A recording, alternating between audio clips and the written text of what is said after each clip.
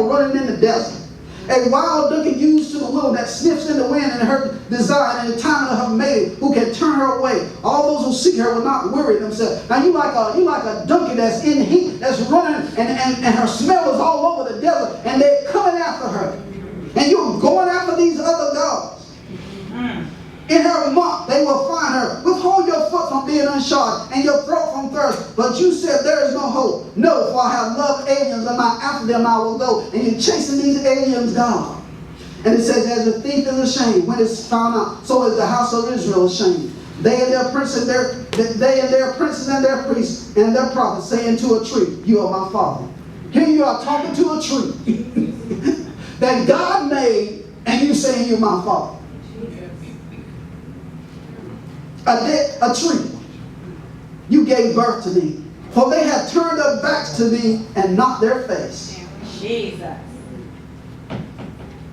God's looking for us to turn to Him. Yes, we're going through this Bible study. We're talking about setting ourselves apart for the Lord. It's time to set ourselves apart for the Lord. And we talked about how these 19 terrorists changed the whole world. Yes, because they were dedicated to a mission to destroy the Western world. And we need to be dedicated to the mission to destroy the works of the devil. Yes. That's what we need to be dedicated to. How are we going to deal with all these things going on? Killing on the left, killing on the right, killing everywhere. Things being destroyed, family unit being destroyed. And the enemy is coming out. He's not playing. He's coming to destroy us. And we got to go to the fountain of life. God, revive me, rejuvenate me, God. God, I need more of your presence. I need more of your anointing. What I had yesterday ain't enough. I need more of that. I need my load to be lightened, God. I need to dance again. I need to smile again. I need to enjoy life. God didn't tell us to endure life. He said enjoy life. And we are enduring life. Amen. So true. Yeah, God, I thank you, Lord. Woo, woo, woo. Thank you, Father. And to a stone you gave birth to me. You're talking to a stone. You're talking to a tree. Jesus. And churches, they're full, but they don't have any life in them.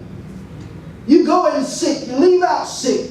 You go in depressed, you leave out depressed. There's no power, there's no love of God radiating out of the place. And it's not radiating out and touching the community. And God said, I am the fountain of life. When you touch me, I command life to flow out of you. You should be smiling. You should be full of joy. Nothing should get you down. I know the enemy coming at you, but you should not be letting him get you down. In Genesis 26, it talks about how Isaac went to find a well. And he went to find a well, and every time he dug a well, somebody will come and stop it up. And so the enemy is trying to stop up your well. He's trying to stop up your relationship with God. And you got to know that the enemy don't want you to read the Bible. The enemy don't want you to get up and pray in the morning. Why? I need to get up. I need to shake myself. I need a well because I don't know who I'm going to have to talk to and to get to my job. I don't know who I'm going to have to minister to when I get to Walmart. I need my well to be filled. And I need the fountain of life flowing up out of me. Hallelujah.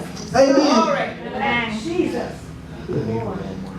A well. Look what God said. God said, look, I was in the desert with you. I carried you to a place nobody had gone before. I crossed over the desert, dry places, and I was a well, I was a fountain of life for you. They went across the desert when he brought them out of Egypt.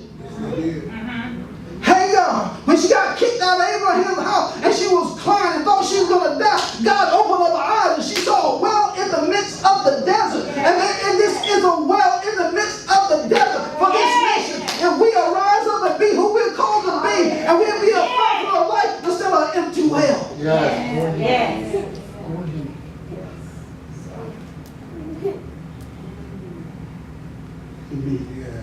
Say that, Pastor. The empty cisterns were sometimes used as prisons. The enemy wants you in a prison. He wants to imprison you with all the problems of life. I don't have this. I don't have that. You know, as you get older, I understand what my father went through.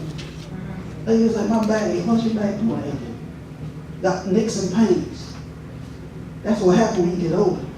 But you got to fight through the nicks and pain. Yes. And God, you're still my healer. You're still the Jehovah Rapha, the God that healed me. Hey, as you get older, your body just, because you're in this natural world, is going to go through some aches and pain. But God can revive you again. You can go yourself and renew your strength.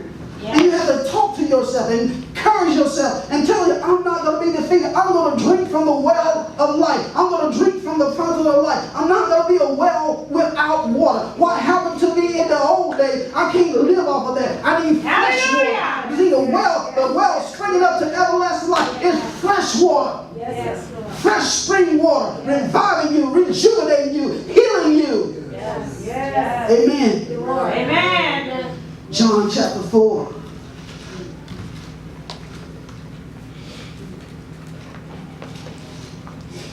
And this is Jesus at the well, and you know the story with the woman. Verse 7, a woman of Samaria came to draw water. And Jesus said to her, give me a drink. For his disciple had gone away into the city to buy food. Then the woman of Samaria said to him, how is it that you being a Jew ask a drink from me, a Samaritan woman? For the Jews had no dealing with Samaritans. And you know the story, the Jews didn't have no dealing with, they considered them half-breeds. And Jesus answered and said to him, if you knew the gift of God and who it was who says to you, give me a drink, you would ask him and he would give you living water. Yes, he revived. The woman said to her, sir, you have nothing to draw with and the well is deep. Where then do you get that living water? See, she's talking about drawing from the well. But Jesus let me know, I am the well. I am the fountain of life. Yes. Are you greater than our fathers, Jacob? See, she's talking naturally. Sometime in the natural, you're going to get drained. You're going to get depressed. And you're going to lose your smile. But if you go in the spirit and go back to the well of water that never runs dry, which is Jesus Christ.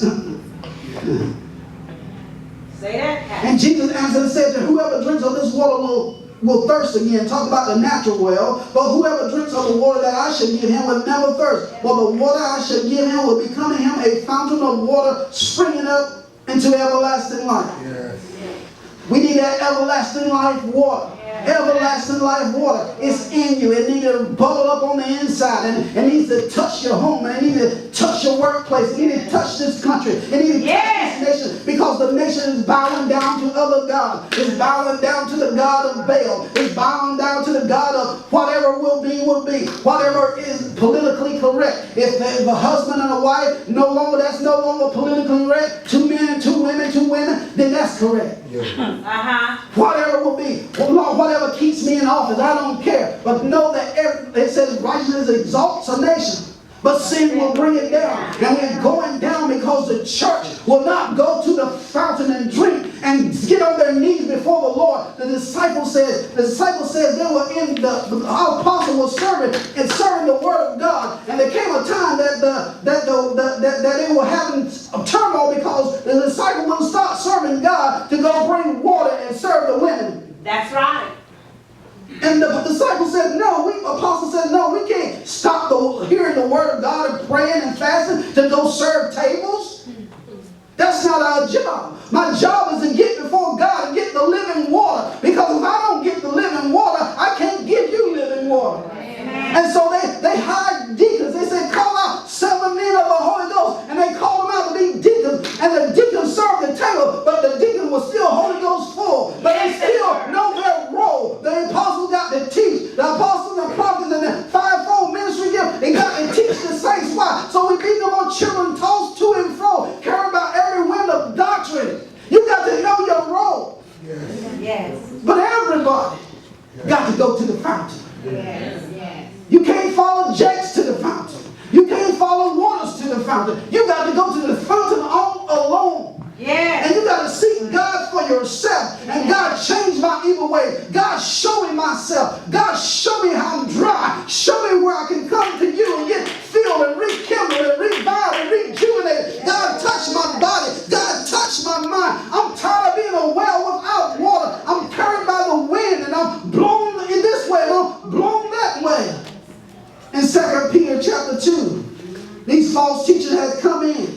And they were causing people to stumble. And we got preachers now that's causing people to stumble. And they say you can live any kind of way and make it in. All you need to do is pay your tithe and shake my hand. Lies. False teachers. Yes. 2 Peter 2:12. But these like natural brute beasts made to be caught and destroyed destroy, speak evil of the things that they do not understand, and utterly perish in their own corruption. Oh, you don't need the baptism of the Holy Ghost. That's been passed away. Yes, they're teaching that lie. Oh, you don't. You can have as many wives as you want. Well, And look, and will receive the wages of their unrighteousness as those who count it pleasure to carouse in the daytime. They are spots and blemishes, carousing their own deception while they feast with you. They're in the midst of you, having eyes full of adultery. They cannot cease from their sin, enticing unstable souls. Jesus. They have a heart trained in covetous practice and are cursed children. They have forsaken the right way and gone astray, following the way of Balaam the son of Beor, who loved the ways of unrighteousness. But he was rebuked for his iniquity. A dumb donkey speaking with a man's voice restrained the madness of the prophet. These are wells without water, carried by a tempest, for who is reserved for the blackness of darkness.